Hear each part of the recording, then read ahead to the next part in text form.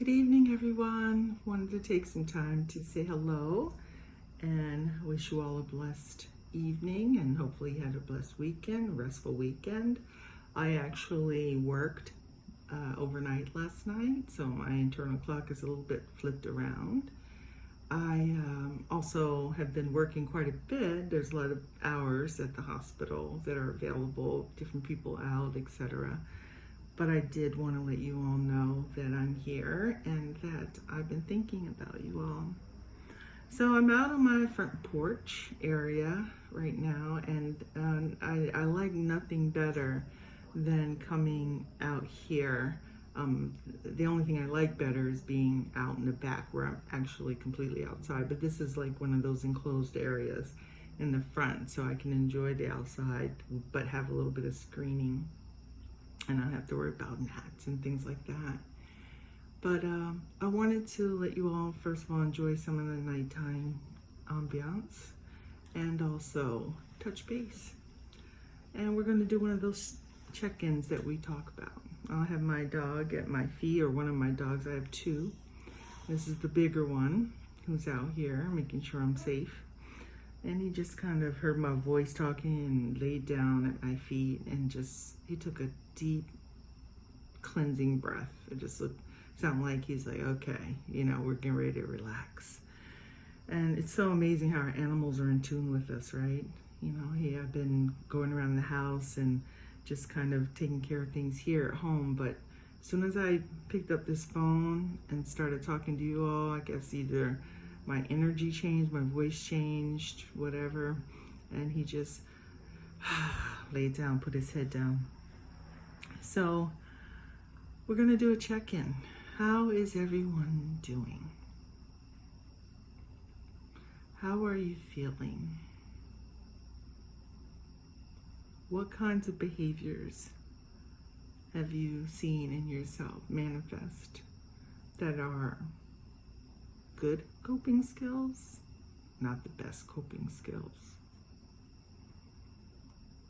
We talk often on this channel about what's going on in the world and how we're able to manage that stress and that stress cycle that we talked about, and how it can go from alarm, to crisis, and then just exhaustion, and then go back to alarm into a little bit of a cycle.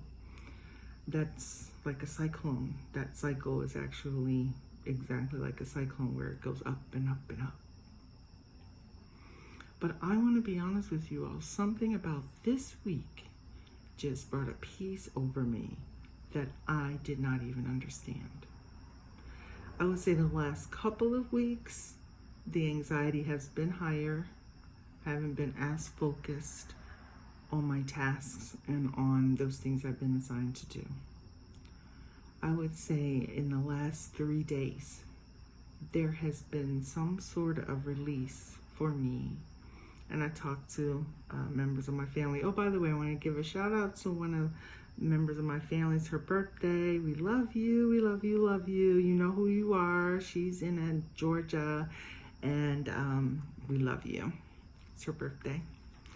But talk to family, and essentially, they feel the same. They had a little bit of stress going on, and then when we all touch base, either verbally or by text, or just, by thinking of one another, there's been something that happened around Thursday, Friday that just came over my particular branch of Zion, of God's tree, that was just like, no, not going to worry about that. Not that don't care. Of course, that's not it. But what we're not going to do is get sucked up into the cyclone of the anxiety and cares of whatever's going on. Global pandemic, we know what to do at this point. We know how to take care of our health. One of my sons, who's an adult, got sick maybe about a month ago. And I was at work. I came back. He's home from school right now. And I went to go check on him. And I mean, he had every single thing done that I knew that I wanted to have done. He had the window cracked just a little bit. It was a little chilly at that particular day, believe it or not, in August. It was a little chilly that day or that night. But he had it cracked enough to get, let some air come in. And I saw that he had gotten some orange juice, and I saw the Tylenol, was right by the bed, the vitamin C tablets. I just looked at him. I made him a smoothie and gave it to him. But it made me feel good to know, you know what? I don't have to be there trying to impart knowledge on people that I have helped raise, the community helped raise, their fathers helped raise, but their stepfathers helped raise, and we don't really use that term, step. I mean, look, it is what it is. You imparted in their life. You're their dad, you're their mom, you're their grandmother, you're their aunt. Taking the time, by the time I've said step, then I've got to explain why this person is step. It doesn't make any sense.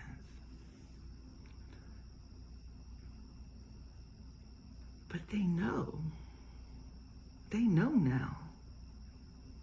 They know what to do. More importantly, they know who I'm connected to. And there are wisdoms that I still have to impart to them. However, there's many wisdoms that they impart to me as well, because as their experiences expand, there are things that they know that I have no knowledge of. It made me feel good. I was like, oh, he's got this under control. He's doing every single thing that I thought he wasn't listening to. He's doing it. And he came out just fine in 12 hours. I was feeling much better.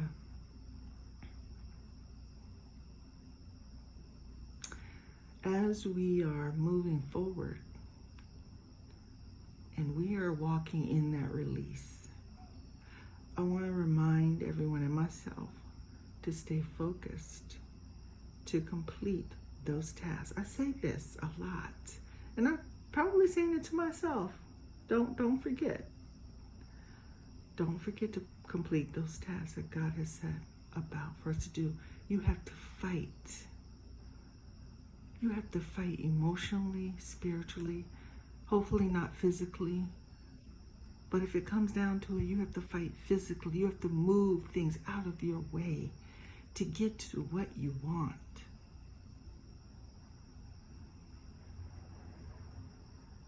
People who are always given everything and never want for anything, never have a yearning to go forward. And it's not even their fault.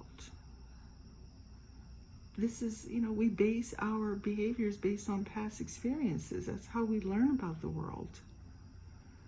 And if they've learned that I don't have to do anything to get those things, then, they're not exactly wrong in utilizing that pattern. That's what's worked for them. However, as we go along to come to developing our talents,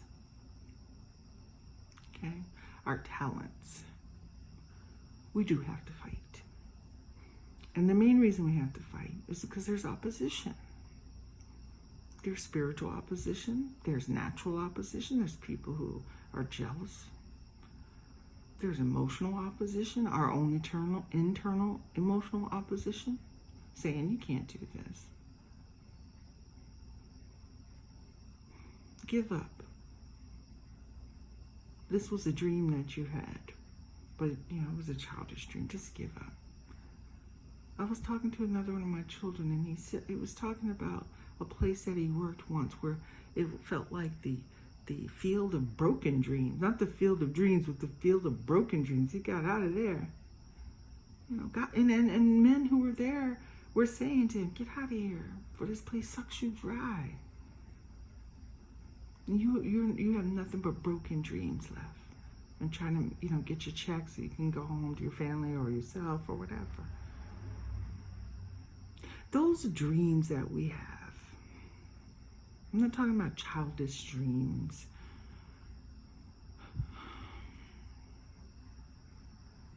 I'm talking about those yearnings that we have, that we know that we're capable of accomplishing, that no one else ever believes that we can but us, not even mama. It's not that mama or daddy are afraid that you'll fail. They're often afraid that you're going to soar so high that they won't be able to guide you. That's it. That's the fear for them sometimes. Every single one of my children are soaring higher than I could have ever thought of. The youngest to the oldest. The youngest has responsibilities at his age that I never even thought about having at that age. He's helping run a household.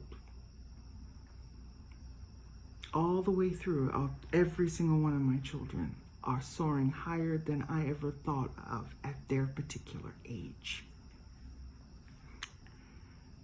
What I can do is give them knowledge that I have, and we talk and we work through and we come to some understanding, and I give suggestions. I'm not going to try to control their movements. God is in control of them. They're adults. But I can give guidance, and if I see something that's very dangerous, I'm gonna scream it until they hear me. But those yearnings that are between you and God, you must deliver. You know how we deliver children, ladies who have children out there? You know how we deliver ladies and gentlemen who don't have children, who gave birth to children naturally? How we deliver on our jobs every day? And we deliver and make sure our schoolwork is done, and we deliver and make sure our significant others and our families get what they... Well, it's time to deliver our dreams. It's time to deliver. They've been there cooking for a while in incubation. We've been pregnant with those dreams for a lifetime. Some of them we've brought to pass. It's not that we've been failing. You know, some of them we've brought to pass. But there's some other ones that are just sitting there. And to be honest with you, some of us feel like we're going to die being pregnant with that dream. But we are not. It's time to deliver that baby. Nourish it while it's still in you. Deliver it. But what comes before delivery? Transition, labor. Well, labor, then transition, then delivery. Transition being the worst part. Fully dilated, ready to push. We've had dreams in us that are been ready to push for so long. I mean, they're just like, will you please just, push a little bit? And I guarantee you this, if you just pick up one phone, make one phone call, this thing will be birthed. We've been pregnant with that thing so long. It's all we need to do is one thing. And that particular dream will be birthed. Oh, there's others that we still have to labor through. This will be going on our entire lives.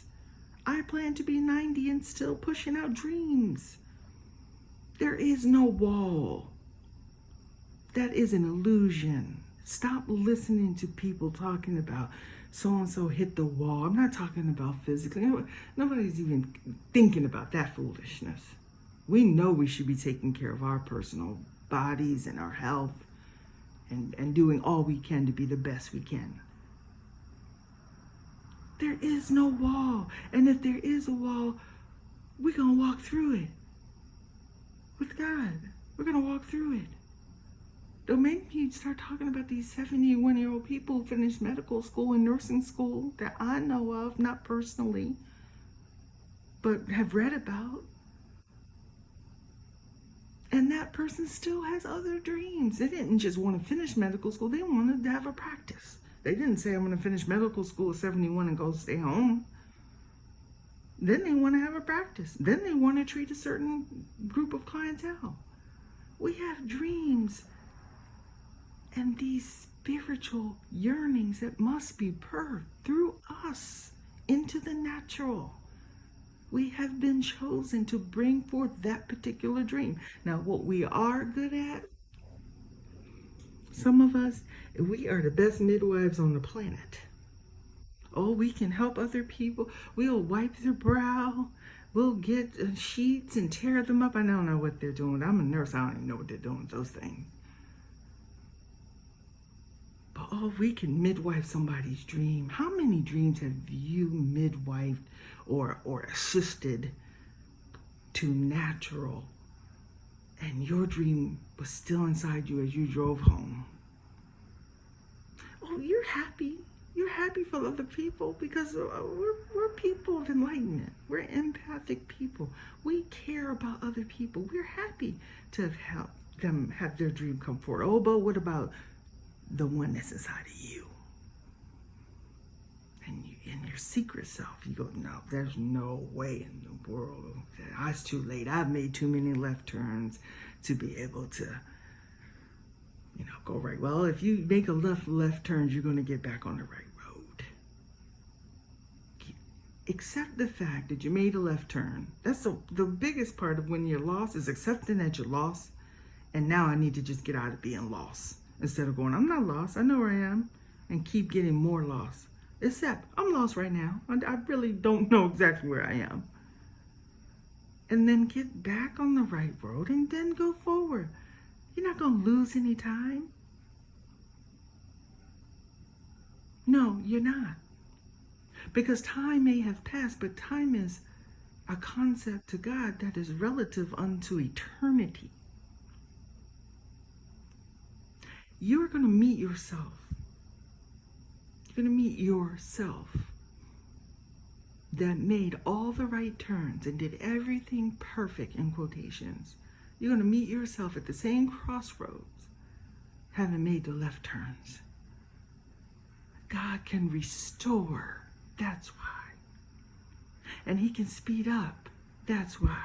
And he can shut the world down so we can catch up. Have a little time to think.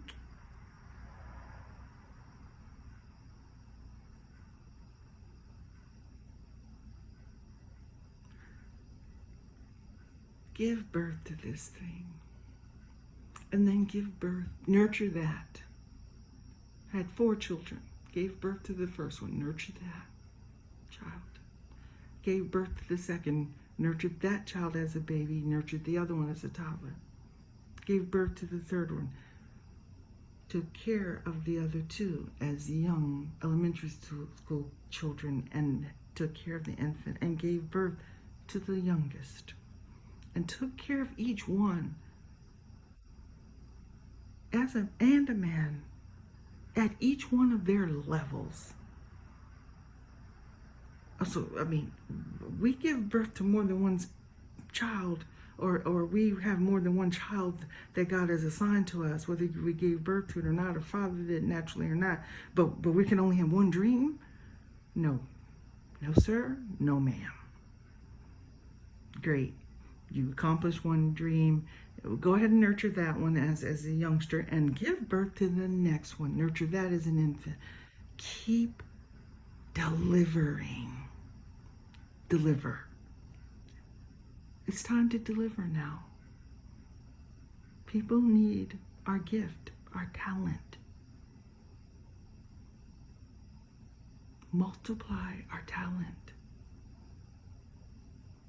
That which is not our talent, we don't spend as much time on. Maybe it's something, let's say, sorry guys, maybe it's painting.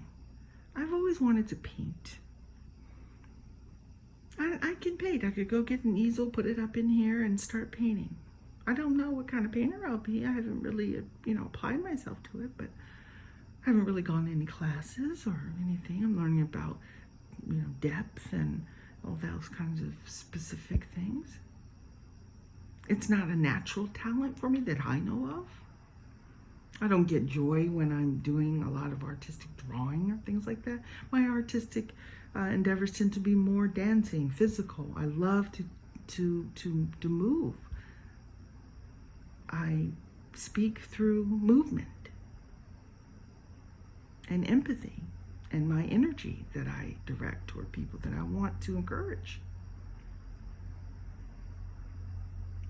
But that doesn't mean that I don't have talents. That isn't my talent. I don't spend 90% of my time trying to develop that talent. If I did, I would become more talented at it.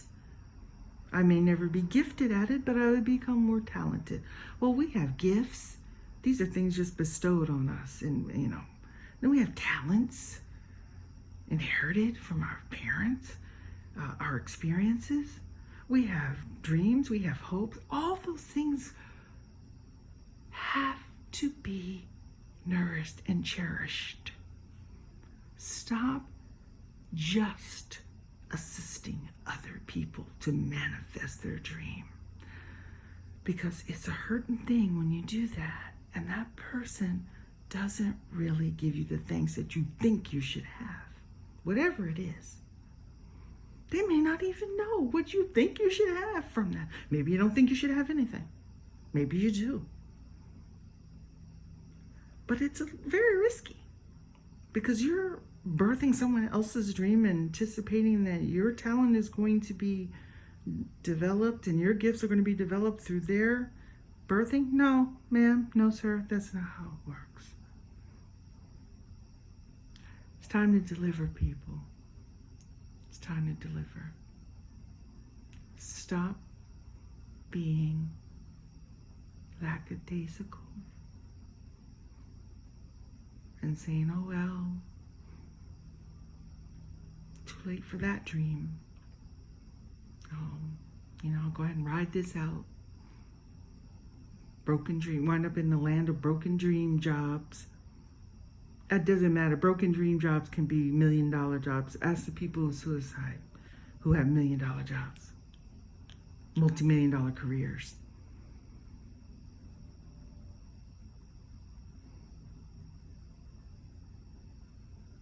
Time to deliver. Get serious. Know you can do it. Birth one tomorrow. Test God. Birth one tomorrow. Make one call. Make one step. Do something that you have been inclined to do that you think has gone away. Do it tomorrow. Trust me. He will be there, being your midwife, your assistant in the birth. And you give God the glory when it happens. And keep moving forward from there. I love you all. Remember, even though he's birthed a dream, he's birthed, manifested an endeavor, there's yet another level because he's infinite. We've never reached the top when you're dealing with God and what he's put in us. It's infinite.